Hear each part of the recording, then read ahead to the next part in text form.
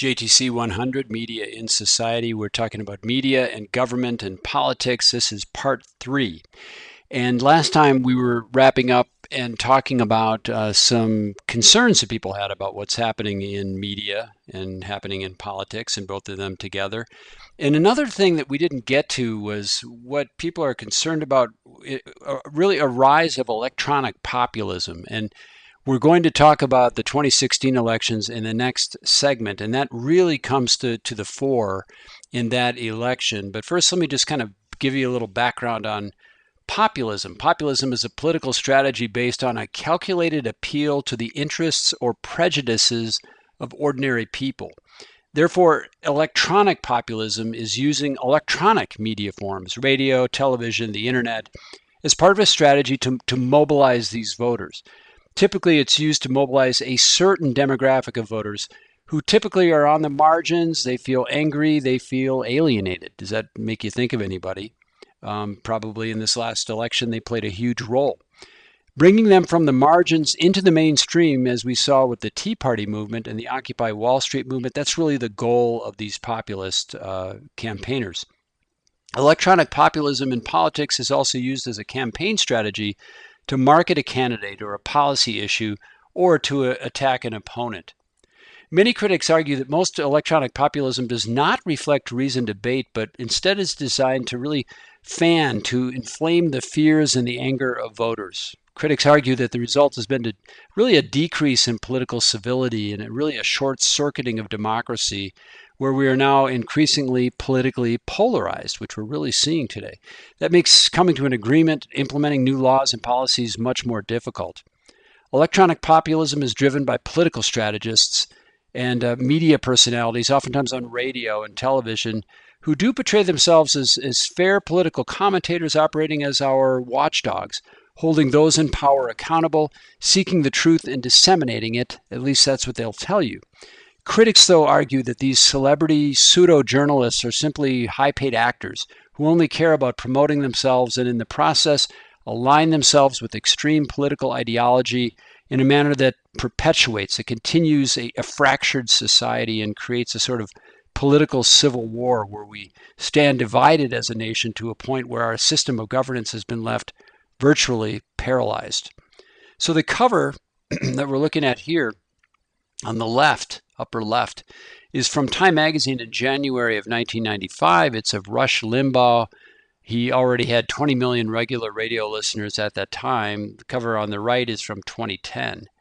According to that 95 cover story on Limbaugh and the impact of talk radio on politics in the United States, the article talked about the rise of conservative talk radio and its influence on the Republican agenda specifically, and called old-fashioned radio hyperdemocracy. Here's Limbaugh on his show in December of 2011, so you can just kind of get a sense of him if you haven't heard him before. He's got a real distinct presentation style. Who was the last person to actually cut government? Who was the last person who actually led a movement that balanced the federal budget? Who was the person that did that? Dun, dun, dun, dun, dun, dun, dun, dun, dun, dun, dun. You're not going to take a guess? Okay, that's right. It was Mr. Newt. And of course, he's talking about Newt Gingrich. Talk radio has become a chief source of political information for many Americans. Conservative politicians and strategists use conservative talk radio to rally alienated voters and really to broaden their base. Talk radio became the fastest growing and one of the most significant forms of mass media and popular culture in the 1990s. It's been hailed by participants and media observers and even social scientists as the mechanism of a new electronic populism, a kind of town meeting of the airwaves that could, they believe, help rejuvenate an otherwise relatively dormant public sphere, which we talked about recently. Its supporters say it's highly interactive, it's participatory, it's spontaneous, it's lively, and much less of a formula than standard television. However, critics argue that the contemporary talk show phenomenon has big limitations, including it's not very participatory, kind of one-sided streams of information, just a spectacle, a show, politics are commodified. There's that term again. Show producers are mostly interested in selling airtime to corporate advertisers. Limbaugh is oftentimes criticized for that. It's not really a challenge to corporate goals, not a true watchdog. And I know it sounds like I'm picking on conservatives here, but we have something similar happening that's happened on the liberal side as well. Keith Olbermann has been the shock jock of MSNBC. He's not there now. And here he is once again going after his favorite target at that time, conservative Fox TV host Bill O'Reilly, or former host, who Olbermann has regularly given the worst person in the world award. Abraham Lincoln did not shoot John Wilkes Booth. Titanic did not sink a North Atlantic iceberg. And Fox News is neither fair nor balanced. These are simple historical facts intelligible to all adults, most children, and some of your more discerning domesticated animals. But not, as the third story on the countdown proves yet again, not to Billo. Countdown presents Fact or Fiction, wherein we catch that bastard Bill O'Reilly lying again. Oh wait, Bill, hold still. Allow me to soil myself on you. Victory is mine! So you get the idea. I could go on, but this happens on the liberal side as well. It's not just a conservative tactic, this reaching out in sort of a populist way. A big electronic populist tactic used by campaigns today, and this it moves us forward from something like radio communication, which is still with us and actually doing quite well, to online new media technology related communication, and a key strategy in a negative political advertising approach is something called viral ads. As we've discussed, the goal is creating a buzz that ideally goes national, international, even for local or state campaigns, because that gives you a very wide audience, of course. The best viral ads can draw millions of hits in a very short amount of time. And this doesn't just happen. There's a secret to a successful viral video. You just can't post to, say, YouTube and think you've done your job. Ian Schaefer of the New York ad agency Deep Focus says, quote, "If you just upload to YouTube, it's like dropping a grain of sand on the beach." I mean, note that currently, I believe this is up to date, there are more than 500 hours of content being uploaded every minute to YouTube, 4 billion every day. So you have to have stimulating content. It doesn't have to be great or expensively produced. There's really a thin line between awesome and awful. Many viral ads are in that, sort of so bad they're good category. And remember, during the advertising section, if you've gotten to that yet, we have, or you will be hearing, that an annoying advertisement can be successful advertising. If people hate your ad, at least they feel something about it. So I want to go to that right now. And something like this. Head on, apply directly to the forehead. Head on, apply directly to the forehead. Head on, apply directly to the forehead. Head on is available without a prescription at retailers nationwide. And I won't play that for you again, but the idea is that in a good viral ad, people need to feel a sense of discovery, that they just happen upon this diamond in the rough, and they'll feel compelled to forward it to others. Hey, did you see this one?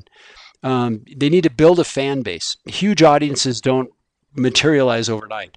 Usually these are sent out via email to a targeted group with an embedded link to that video, and then it spreads that way as people forward the email. So it's not always just pushed in social media.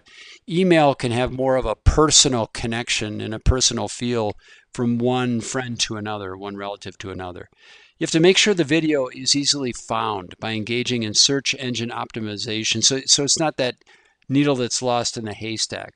Campaigns trying to market videos virally are very strategic also in the titles to make sure they're clear with appropriate keyword tags so they can appear correctly in a YouTube search, for instance. One of the most famous viral ads of all time, something called This Land by the digital entertainment studio Jib Jab, was a flash video way back in 2004. It was kind of, I don't know what you call it, the Middle Ages, the Stone Ages of the internet and its development. And it really dealt with the campaign of George W. Bush versus John Kerry, the presidential campaign. The video was almost an instant success. I think because of all the things we just talked about. People were stimulated, they could sort of discover it, and they could move it around. There was a fan base built. It was optimized in search engines and things like that. Doesn't seem like a big deal now, but it was hit 1 million views in a 24-hour period, which is a big deal back in 2004. It was viewed on every continent, including Antarctica and the International Space Station. It was so popular it actually shut down JibJab's servers. And a key factor was it was linked on thousands of websites and featured in mainstream media. And so to get that steamrolling phenomenon, you really have to enlist the help of all forms of media to make this happen. And so I've said so much about it. Let's here it is. Let's see if we can get that to roll. Let's watch it. Jib.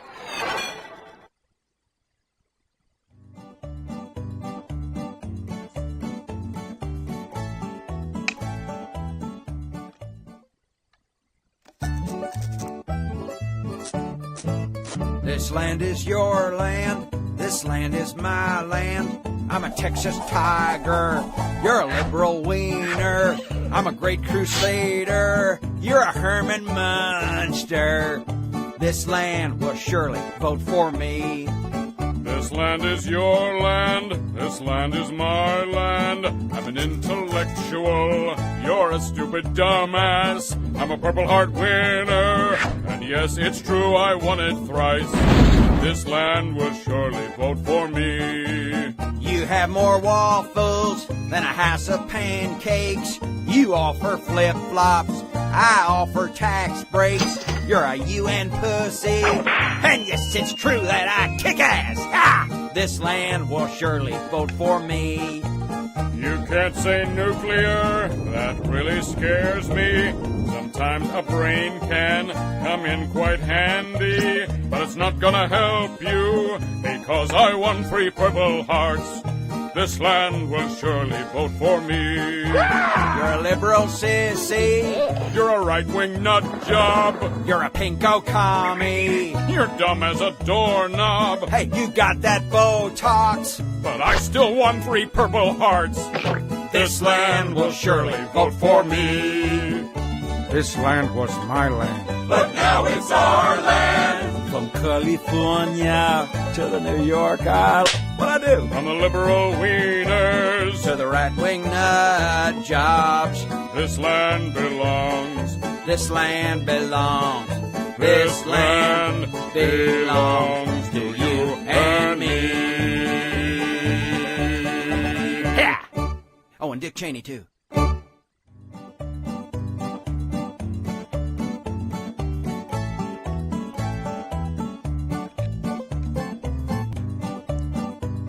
Now, we've oftentimes talked about that video in class, and what's interesting about it is that I've asked both, students who identify as conservative and students who identify as liberal.